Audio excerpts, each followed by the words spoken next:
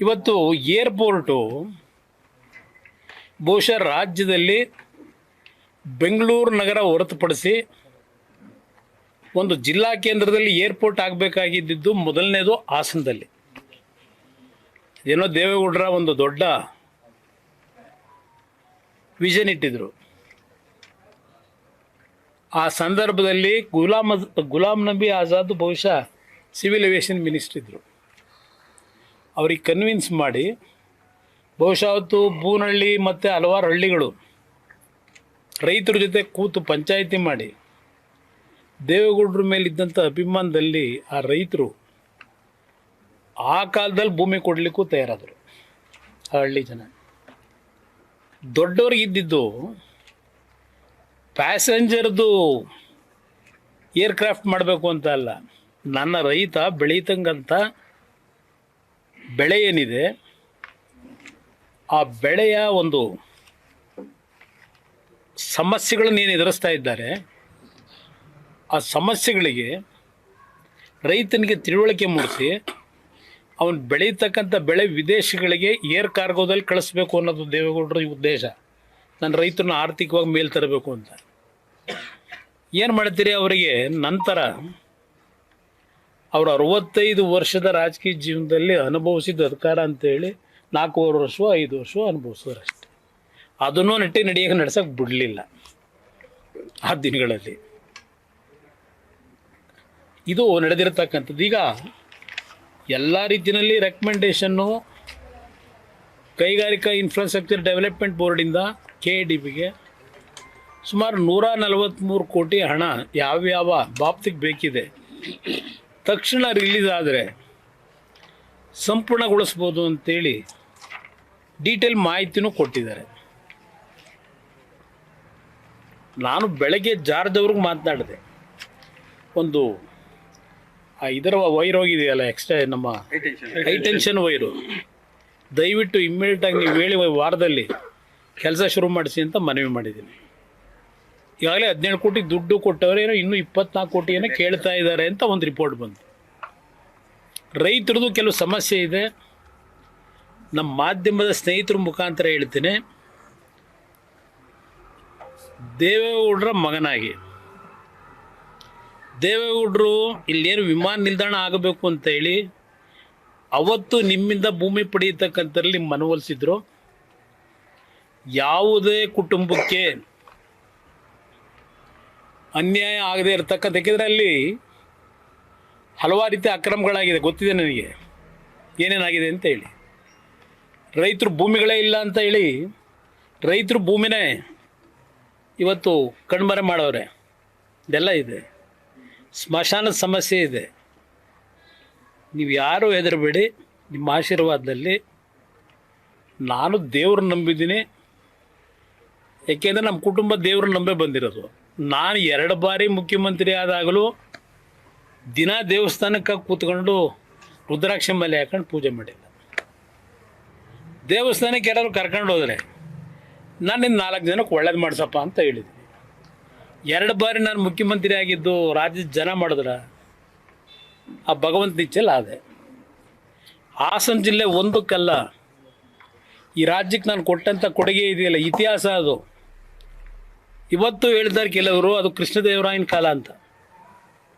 ನನ್ನ ಮುಂದೆ ಹೇಳಿದ್ದಾರೆ ಭಾಳ ಜನ. ಇವತ್ತು ಕೇಂದ್ರದಲ್ಲಿ ನರೇಂದ್ರ ಮೋದಿಯವರು ನನಗೆ ಕೊಟ್ಟಂಥ ಜವಾಬ್ದಾರಿ, ಆ ಇಲಾಖೆಗಳು ಏನು ಪರಿಸ್ಥಿತಿ ಇತ್ತು ಅನ್ನೋದು ಗೊತ್ತು ನನಗೆ. HMT VASL ಕ್ಲೋಸ್ ಆಗಿದೆ. ಇವತ್ತು RINL ಪ್ರಾರಂಭ ಮಾಡಿದೆ ಆಂಧ್ರದಲ್ಲಿ, ಸಂಪೂರ್ಣ ಬಂದಾಗಿತ್ತು. ಮ್ಯಾಕ್ಸಿಮಮ್ ಪ್ರೊಡಕ್ಷನ್ ಇವತ್ತು ಅಲ್ಲಿ 21,000 metric ton per day production ಆಗ್ತಾಯಿದೆ. ಇಂಟರ್ನಲ್ಲಿ ಅದನ್ನು ಮಾರಿಸ್ಬೇಕು ಅಂತ ಹಲವಾರು ಸಬಟೇಜ್ಗಳು ನಡೀತಾ ಇದೆ. ಅದೆಲ್ಲ ಓವರ್ಲುಕ್ ಮಾಡಿ RINLಗೆ ಲೈಫ್ ಕೊಟ್ಟು ಆ ಜನ ಇವತ್ತು ನೆನ್ಕೋತಾರಲ್ಲಿ. ಅದೇ ಕೆಲಸ ಇವತ್ತು ಹಲವಾರು ಸಮಸ್ಯೆಗಳಿದ್ದರು. ವಿಶ್ವೇಶ್ವರಯ್ಯ ಸ್ಟೀಲ್ ಪ್ಲ್ಯಾಂಟು, HMT ನನ್ನದೇ ಆದಂಥ ರೀತಿಯಲ್ಲಿ ಕೆಲವು ಅದನ್ನು ಜೀವ ಕೊಡಲಿಕ್ಕೆ ಏನೇನು ಮಾಡಬೇಕು ಮಾಡ್ತಾಯಿದ್ದೀನಿ. ಇದು ನಿಮ್ಮ ಗಮನಕ್ಕೆ ತರ್ತೀನಿ. ನನ್ನ ಇಲಾಖೆ ಬಗ್ಗೆ ಪಾಪ ನಮ್ಮ ಕಾಂಗ್ರೆಸ್ ನಾಯಕರುಗಳು ಹೇಳ್ತಾರೆ, ಮಂಡ್ಯಗೆ ಕಾರ್ಖಾನೆ ತರಲಿಲ್ಲ, ಆಸ್ತಕ್ಕೊಂದು ಕಾರ್ಖಾನೆ ತರ್ಬೋದಾಗಿತ್ತು, ಇನ್ನೂ ತಂದಿಲ್ಲ. ಯಾವುದೋ ಎನ್ ಟಿ ಸಿ ಹೇಳಿದ್ರು, ನ್ಯಾಷನಲ್ ಟೆಕ್ಸ್ಟೈಲ್ ಕಾರ್ಪೊರೇಷನ್ ಏನೋ ಹೇಳಿದ್ರು. ಇವತ್ತು ಬೆಳಗ್ಗೆ ಬರ್ಬೇಕಾದ್ರೆ ಹೇಳ್ತಿದ್ರು, ನೋಡಂತೆ. ನನಗೆ ಇರ್ತಕ್ಕಂಥ ಲಿಮಿಟೇಷನ್ನಲ್ಲಿ ರಾಜ್ಯ ಸರ್ಕಾರವು ನನಗೆ ಕೋಆಪ್ರೇಷನ್ ಕೊಡದೇ ಇದ್ದರೆ, ಭೂಮಿ ಕೊಡಬೇಕಾದ್ರೆ ಅವರು, ನೀರು ಕೊಡಬೇಕಾದ್ರೆ ಅವರು, ಎಲೆಕ್ಟ್ರಿಸಿಟಿ ಕೊಡಬೇಕಾದ್ರೆ ಅವರು, ಇದು ಯಾವುದನ್ನು ಅವ್ರು ಮಾಡಿದೆ. ಅವರು ಮೊನ್ನೆ ಉತ್ತರ ಕೊಟ್ಟವ್ರೆ ಎಂ ಬಿ ಪಾಟೀಲ್ರು. ಹಲವಾರು ಕಡೆ ನಾವು ಮಾಡೋಕ್ಕೆ ಹೋದೋ ಮಾಡೋಕ್ಕೆ ಜನ ಬಿಟ್ಟಿಲ್ಲ, ಭೂಮಿ ಇಲ್ಲ ಅಂತ ಹೇಳಿ ಮೊನ್ನೆ ಅಸೆಂಬ್ಲಿಯಲ್ಲಿ. ಇಲ್ಲಿ ಕೆಲವು ಎಮ್ ಎಲ್ ಎಗಳು ಕುಮಾರಸ್ವಾಮಿ ಹೂ ಮುಡ್ಸಕ್ಕೆ ಕೊಟ್ಟವನೇ ಮಂಡ್ಯದವರಿಗೆ, ನಾವು 300 ಎಕರೆ ಕೊಡ್ತೀವಿ, 500 ಎಕರೆ ಕೊಡ್ತೀವಿ, ಬರಲಿ ಅಂತ. ಈ ಕೂವಕದ ಮಾತುಗಳು ನಿಲ್ಲಿಸಿ, ಇವತ್ತೇನು 7,290 ಕೋಟಿ ವೆಚ್ಚದಲ್ಲಿ ಮ್ಯಾಗ್ನೆಟಿಕ್ ಪ್ರೊಡಕ್ಷನ್ ಶುರು ಮಾಡ್ತಾ ಇದ್ದೀವಿ. 5 ಕಂಪ್ನಿಗಳಿಗೆ ಅವಾರ್ಡ್ ಮಾಡ್ತಿದ್ದೀವಿ.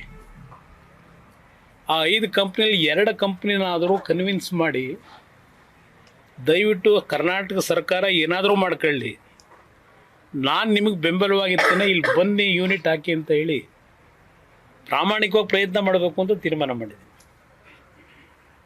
ಇದು ನಾಡಿನ ಜನತೆಗೆ ನಾನು ತಿಳಿಸ್ಲಿಕ್ಕೆ ಬಯಸ್ತೇನೆ.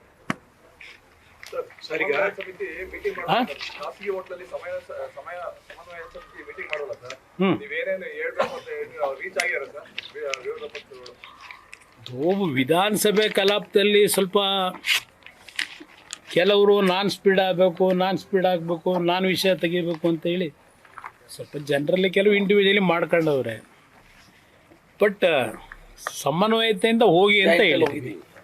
ಒಟ್ಟಾರೆ ಹೋಗಿದ್ದಾರೆ. ಕೆಲವು ಸಣ್ಣ ಪುಟ್ಟ ಸನ್ನಿವೇಶಗಳಲ್ಲಿ ಸ್ವಲ್ಪ ವ್ಯತ್ಯಾಸಗಳು ಮಾಡ್ಕೊಂಡವ್ರು, ನಾನು ಇಲ್ಲ ಅಂತ ಹೇಳಲ್ಲ.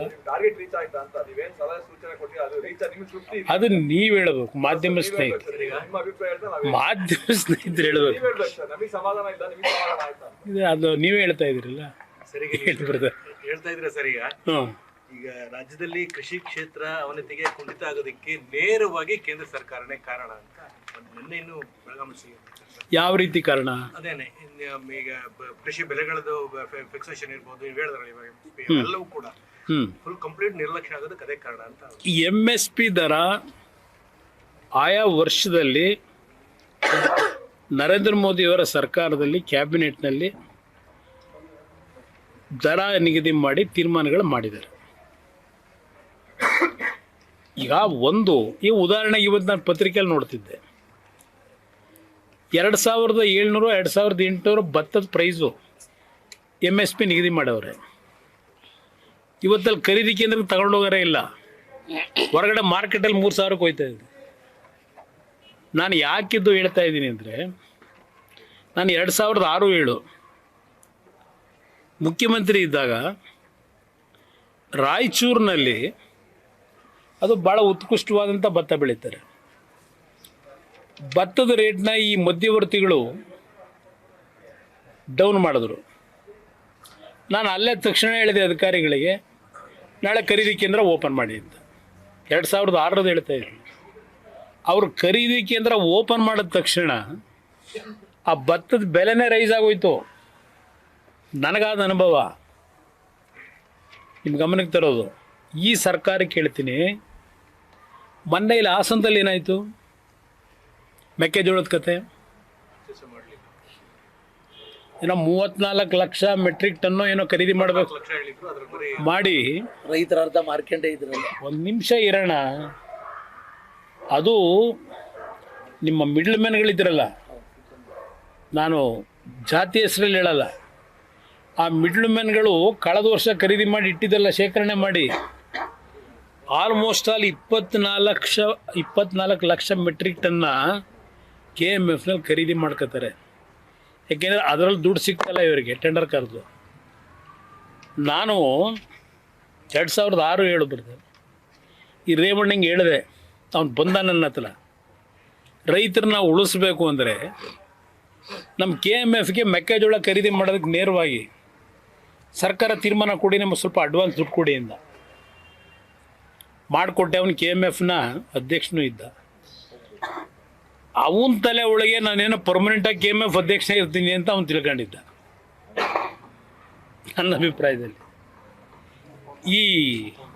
ಇದೆಯಲ್ಲ ಈಗ ಫೀಡ್ ಫ್ಯಾಕ್ಟ್ರಿ, ಆ ಜಾಗ ಕೊಟ್ಟನು ನಾನು ಮುಖ್ಯಮಂತ್ರಿಯಾಗಿ, ಕಟ್ಟೋದಕ್ಕೆ ದುಡ್ಡು ಕೊಟ್ಟನು ನಾನು. ಇವನು ಪುಣ್ಯಾತ್ಮ ಆಮೇಲೆ KMFಗೆ ಅದನ್ನೆಲ್ಲ ಆಸ್ತಿ ಟ್ರಾನ್ಸ್ಫರ್ ಮಾಡಿದೆ. ಈಗ ಅದರ ಪೆಟ್ಟು ರೈತರಿಗೆ ಬಿದ್ದಿದೆ. ಇದು ನಡೀತಿರೋದು. ಏನು ಬಂದು ಅಣ್ಣ ತಮ್ಮ ಹಾಸನ ಜಿಲ್ಲೆ ಬಂಗಾರ ತಂದಾಕ್ತಾಯಿದ್ದೀವಿ ಅಂತ ಹೇಳ್ತಾರಲ್ಲ, ಇದೇ ಬಂಗಾರ ತಂದಾಕಿರೋದು ಅವರು. ಇದು ನಡೀತಿದೆ.